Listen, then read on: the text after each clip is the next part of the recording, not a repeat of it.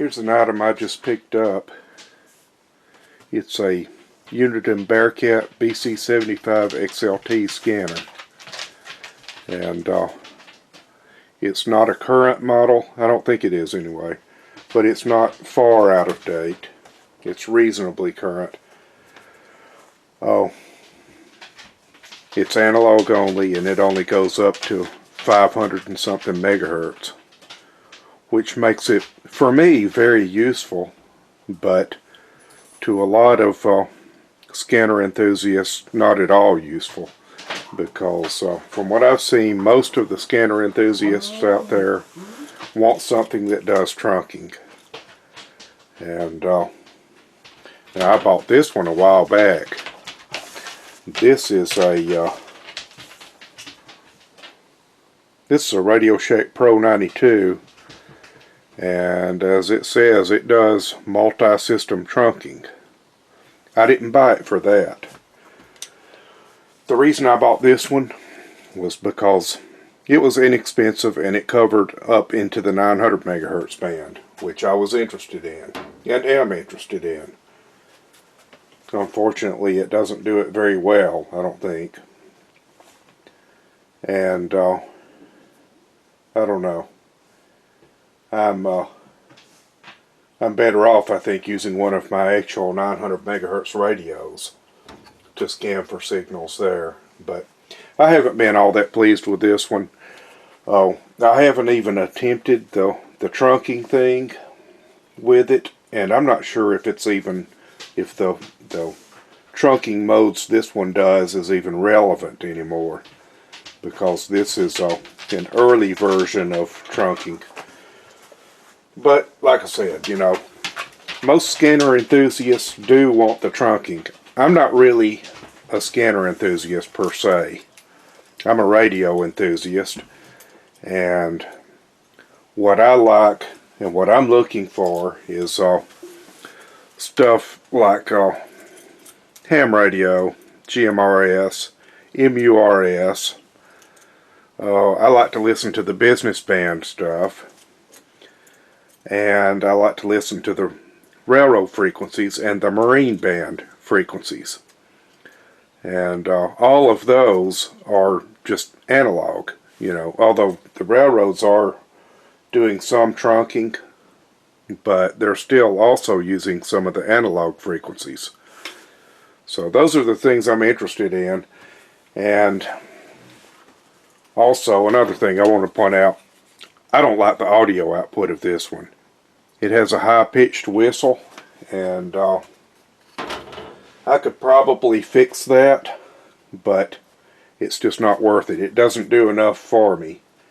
And I mean, I'm not throwing it away or anything like that, but I think this one is going to do more for me.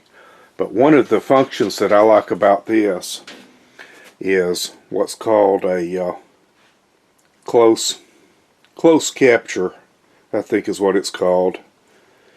Anyway, what it does is it picks up within its range, and its range is anywhere from 30 megahertz up to 500 and something megahertz, and anywhere within that range, any radio signal that it hears close in, it's going to lock onto it, even if it's not programmed into it. It's going to lock it, and it'll tell you what frequency it is. And I wanted that feature. In fact, I was thinking about buying a new analog only Uniden scanner for around, well, I was looking at the BC355, I think it's called, for around $81, $82. Actually, I think it's $81.95 or something like that on Amazon, and I'll provide a link. I might still get one of those because it does up into the 900 megahertz range, and so it will actually do what I was hoping this would do, but it won't. But the BC355 will do that, and so I could, you know, if I had a random 900 megahertz ham radio, 900 megahertz business radio that I picked up somewhere, and I wanted to see what frequency it was on, I could transmit into a dummy load with the BC355N nearby, and it would pick it up and tell me the frequency. Now with this one I can do that with a VHF or UHF radio, and in fact I have already used it to determine the frequencies of some UHF handheld radios I picked up. But anyway, that close capture feature is the primary thing I wanted, and when I found this for $5 and it has that feature, man, I jumped on it. And it works perfectly too.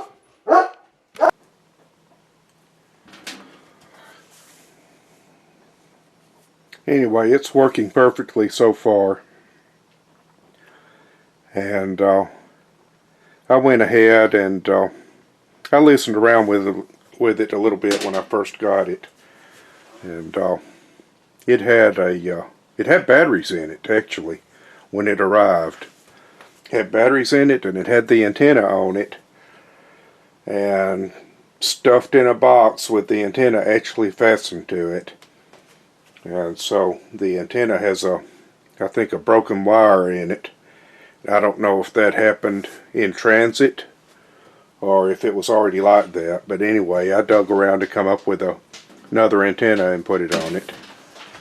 So it works now. And like I said, I scanned around with it a little bit, but then I went ahead and did a factory reset on it to put it back to factory default. And then I entered pretty much all of the VHF low and VHF high business band and MURS frequencies into it.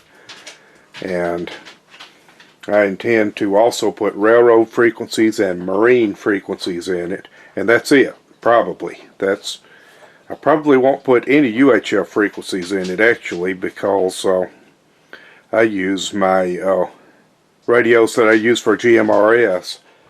I also enter some UHF business band frequencies in for scanning, receiving purposes. And so a lot of times I'll be driving and my TK880 in the Jeep, or another one in the truck, and another one in the van.